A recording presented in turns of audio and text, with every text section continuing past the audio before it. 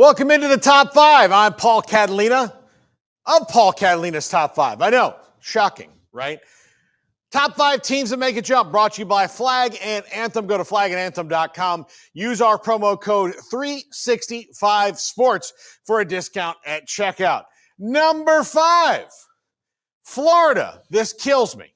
It kills me, but I do think they'll make a jump. Now, if you look at their schedule, I've said it many times on the show, Billy Napier's either going to make more money than he's ever seen in his life or get fired by the cocktail party in October. But DJ Lagway is that dude. He is the kind of guy who brings in other players. They've got young wide receivers, transfer wide receivers, running backs, and offensive linemen that should improve that offense. Now, can the defense get better under Ron Roberts? We'll see. I think the Gators make a jump this year, at least enough to secure Billy Napier into the future for a little bit. Maybe not SEC title contender jump, but, oh man, this team is on the way up jump. But I reserve the right to be wrong on this one. And God, I kind of hope I am. Number 4, Louisville. Not a lot of people talking about Louisville. Look, Jeff Brohm has come in and has been very steady there, getting to the ACC title game in his first year and losing to Florida State. Then last year, one of the teams that beat Miami. They were not as consistent at the quarterback position, or maybe a little bit more consistent at the quarterback position, not as good at running back in some other spots. This year, I think they've made the jump, and I think Miller Moss, especially given the way that Tyler Shuck played last year, is a nice step in the right direction, or in the same direction as Tyler Shuck. He's been healthier, similar skill sets. I think Miller Moss will do well there at quarterback for Louisville, and I think they're going to make some noise in the ACC for sure. Number 3, Texas A&M. Widely talked about, but I do think they make a jump. I think this is the year where they start upsetting teams, beating teams they're not supposed to beat, not just one time during the year. Also, I think this is the year where maybe they don't go upset Texas or beat Notre Dame or some of the teams that are like super elite on their schedule. But I do think this is the year that they stop losing stupid games to teams that they should not lose to. That has really been their Achilles heel. Look, they could have, under Jimbo Fisher, had they just gone 10-2 and lost to teams like Alabama and LSU, they'd have been on the right track. The problem is they were going 8-4, losing to Alabama and LSU, and then also losing to Auburn and Mississippi State or Kentucky, or just kind of random losses that they were better than.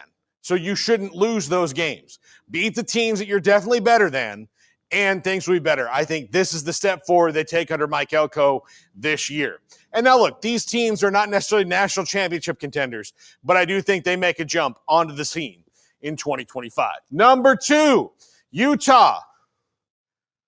They're a Vegas pick to win the entire league. Big Devin Dampier fan. I can't back off that now. And of all the teams on this list, they might make the biggest jump from last year to this year because of their offensive line, because of Devin Dampier, and because Kyle Whittingham, he's not going out like that. He's going to ride off into the sunset the way he wants to ride off into the sunset. And I think Devin Dampier in this offense gives him a huge opportunity to, because they'll be at least consistent on defense, if not elite. And number 1, Iowa.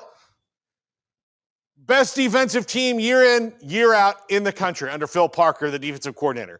Kirk Ferentz has somewhat embraced this new era of college football, and it's given him new life, as opposed to many old grizzled coaches who couldn't care less, and they just want it to end. Kirk Ferentz says he enjoys it.